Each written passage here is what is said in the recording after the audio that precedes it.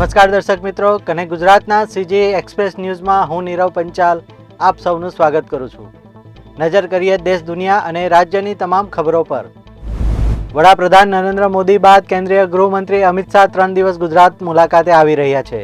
તારીખ 13 થી 15 જાન્યુઆરી દરમિયાન અમિત શાહ વિવિધ વિકાસના કાર્યોનું લોકાર્પણ અને ખાતમુહૂર્ત કરશે। ઉત્તરાયણના પર્વ નિમિત્તે કાર્યકરો સાથે પતંગ ચગાવી મકર સંક્રાંતિની ઉજવણી પણ કરશે। સિંગ તેલના ભાવને લઈ ફરી એકવાર મોટી અપડેટ સામે આવી છે। રાજકોટમાં સિંગ તેલના ભાવમાં સતત વધારો થઈ રહ્યો છે। છેલ્લા 4 દિવસમાં એક ડબ્બાના ભાવમાં 120 રૂપિયાનો વધારો થયો છે, ત્યારે 1 કિલો સિંગ તેલના ભાવમાં છેલ્લા 4 દિવસમાં 8 રૂપિયાનો વધારો થયો છે। ભાવનગરના બગદાણામાં નવનીત બાલદિયા પર હુમલા કેસમાં મોટા સમાચાર સામે આવી રહ્યા છે। કેસની તપાસ કરતી એસઆઈટીએ 2 પીઆઈને સમન્સ પાઠવ્યા છે। બગદાણાના પીઆઈ ડાંગર અને પીઆઈ પટેલને એસઆઈટીએ સમન્સ પાઠવ્યા છે। ટીઆરબી જવાનોના દૈનિક વેતનમાં ગૃહ વિભાગ દ્વારા વધારો કરવામાં આવ્યો છે। ટ્રાફિક બ્રિગેડ જવાનોનું દૈનિક માનદ વેતન ₹300થી વધારીને હવે ₹450 આપવામાં આવશે। નાયબ મુખ્યમંત્રી હર્ષ સંઘવીએ જણાવ્યું હતું કે રાજ્યમાં ટ્રાફિક વ્યવસ્થાપન માટે સૈનિકની ભૂમિકા ભજવતા ટ્રાફિક બ્રિગેડના જવાનો છે। ઉત્તર ભારતમાં ઠંડી અને ધુમ્મસનો પ્રકોપ વધી ગયો છે। હવામાન વિભાગે પંજાબ અને હરિયાણા માટે રેડ એલર્ટ જાહેર કર્યું છે।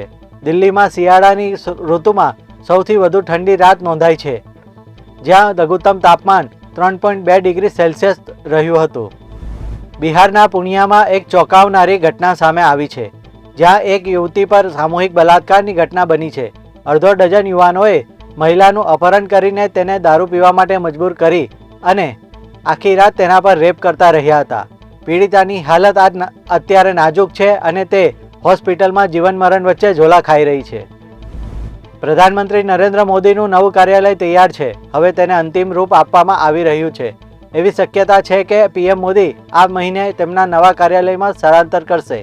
પ્રધાનમંત્રી કાર્યાલય, કેબિનેટ સચિવાલય અને રાષ્ટ્રીય સુરક્ષા પરિષદ સચિવાલયને નવા સેવા તીર્થ સંકુલમાં એકસાથે રાખવામાં આવ્યા છે।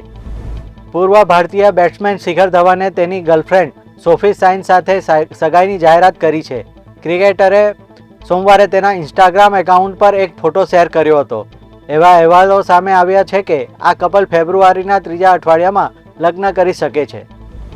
અમેરિકાએ અત્યાર સુધીમાં 1 લાખથી વધુ વિઝા કેન્સલ કરી દીધા છે। આમાં લગભગ 8000 સ્ટુડન્ટ વિઝા, 2500 જેટલા ખાસ કેટેગરીના વિઝા સામેલ છે। ખાસ કેટેગરીમાં એવા લોકોના વિઝા કેન્સલ કરવામાં આવ્યા છે કે જેઓ ગુનાહિત પ્રવૃત્તિઓમાં સામેલ છે। બોલિવૂડની ડાન્સિંગ દીવા અને એક્ટ્રેસ નોરા ફતેહી અત્યારે તેની ડેટિંગ લાઈફને લઈ હેડલાઇન્સમાં છે।